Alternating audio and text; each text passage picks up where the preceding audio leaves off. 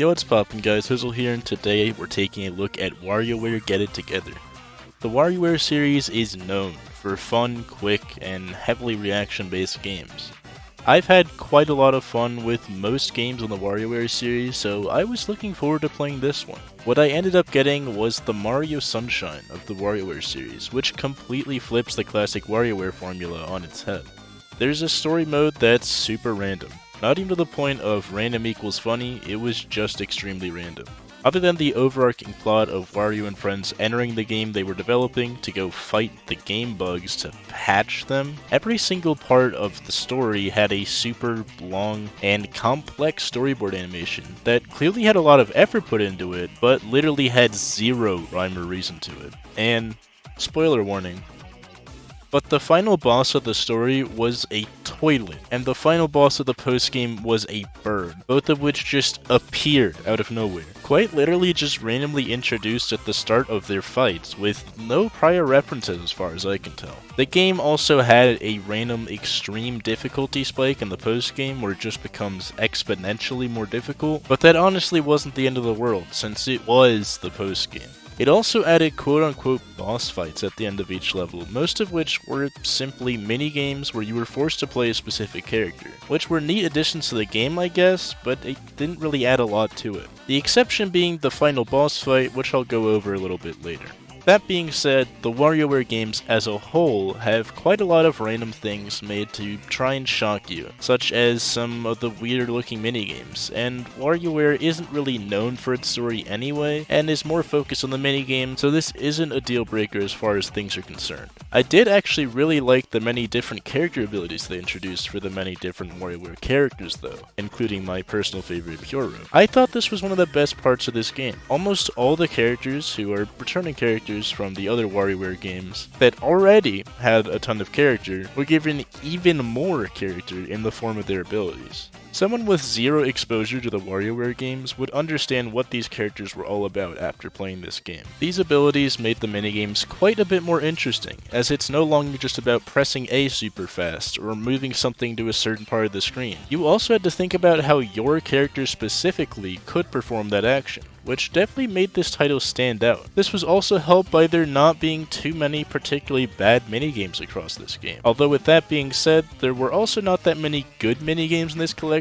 although the many references to different Nintendo games were honestly a bit cool. There was also the final boss fight, which was a gauntlet of all the characters' different abilities, which I had an extremely fun time going through, and was some of the most fun I've ever had playing WarioWare. Also, the main story of this game has co-op mode, which I think is a nice touch and is how I played through the story mode. It's nothing crazy, it literally just gives you a second controllable character with the same win and lose conditions for minigames, similar to how co-op is in the 2D Mario games. That being said, it's a very welcome addition to the series, and I hope they have it as an option going forward. This game also added character customization and achievements, some of which were really fun to grind out, and the customization was pretty good, with different looking and sounding versions of the characters that you get attached to playing WarioWare.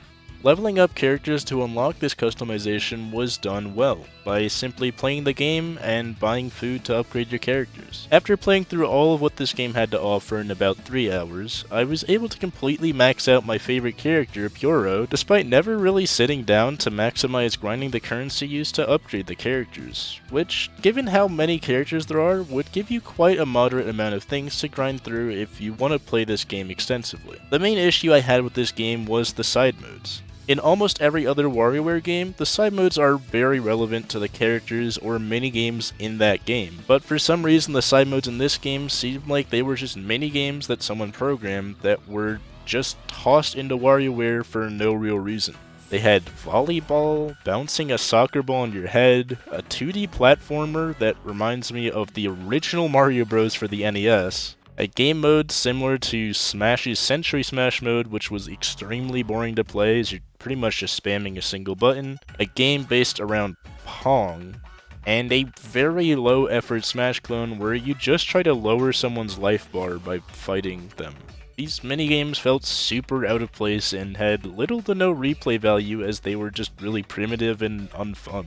The other side modes were more standard to the classic WarioWare Versus experience, but honestly were less fun than almost any other WarioWare mode in the other WarioWare games. You had an extremely weird and unnecessarily complex mode where you placed flags to capture an area after winning a minigame, a returning classic where you try to pop a balloon while someone else is playing a minigame, and then get swapped to playing the minigame while they try to pop a balloon during your turn, which is actually made slightly worse than the classic version of this mode by making it more annoying to inflate the balloon. And then there's the only fun and replayable mode from my experience, in which you simply fight against other players and try to accomplish more than them in any given minigame, or just beat it first in order to win the round. The only remaining mode to play was the Wario Cup mode, in which you play through a set of score-based minigames and try to score above a certain threshold, which refreshes every week and has some pretty cool exclusive custom minigames for 15 total weeks of minigames.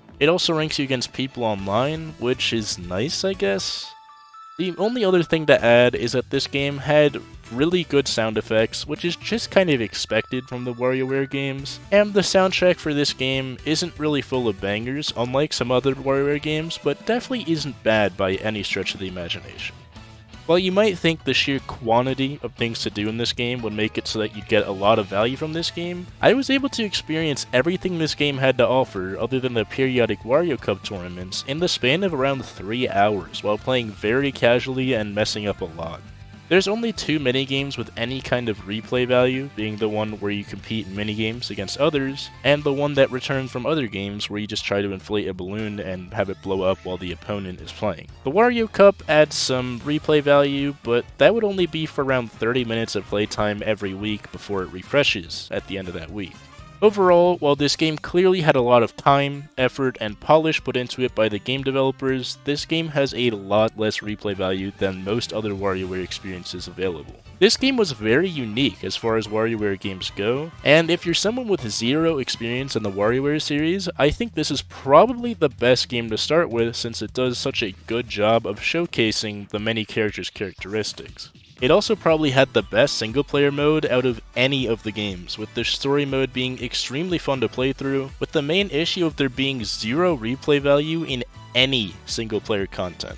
If you just want to play WarioWare with some friends, this game isn't particularly great either, unless it's specifically one friend and you want to yet again play through the story mode. Basically, this game is really fun for the first couple hours, but it's hard to keep playing after that. I personally believe that this game, in both the context of WarioWare and just gaming in general, is probably a 3 out of 5.